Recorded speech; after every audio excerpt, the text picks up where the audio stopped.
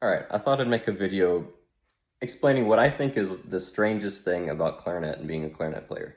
So, we grow up, and as we're growing up, we hear flute, we hear trumpet, we hear violin, and we know what they are. We might not play any instrument or whatever, but like we know what these are. You know what I mean? Like, everybody knows what those instruments are.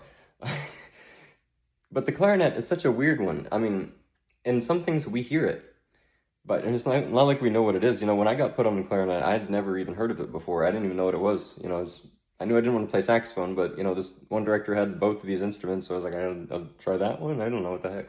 Um, so, and I wish I had maybe decided to go with saxophone, but I don't know. It just seemed weird. I guess kind of, I was stereotyping, so I was like, I don't know if he's a sax player, dude. And I mean, I don't know how cool they could be.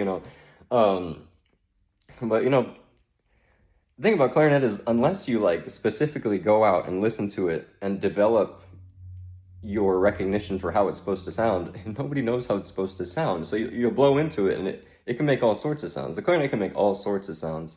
That's one of the fun things about it is, I mean, it just you gotta get control of that thing. You know what I mean? You gotta get control of that thing, especially if it's that bass clarinet, dude. You gotta wrangle that thing.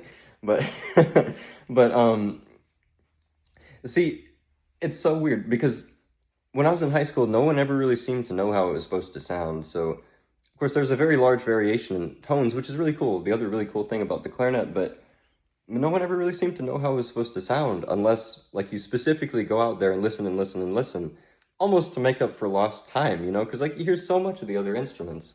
I don't know, I get it, like, clarinet died like 100 years ago, saxophone was louder, and, whatever, like, I guess nobody likes the clarinet, so, but we don't really grow up listening to it, and we basically have to like train ourselves as we get older, and if you start playing it, to find out like, okay, well, what the heck is the thing even supposed to sound like? You know what I mean? We all know how a flute's supposed to sound. We all know how a trumpet's supposed to sound. We all know how a violin's supposed to sound, but the clarinet, the clarinet, I think this happens to oboe players too. But with the clarinet, it's like you really have to train your ear as you're learning it, so you know how like the sound you're supposed to go for. Because if you don't do that, it could sound like anything, you know what I mean? And you have to like do the ear training, listening and listening and listening to know exactly what tone you're going for.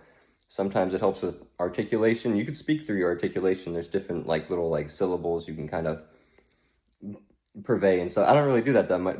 I was really obsessed with that back in the day, but like rounding some articulations, I don't know. But it's the weirdest thing. Nobody ever knows how the clarinet's supposed to sound, and if you want to know, you have to listen and listen and listen and really do your ear training with that and have a sound in mind.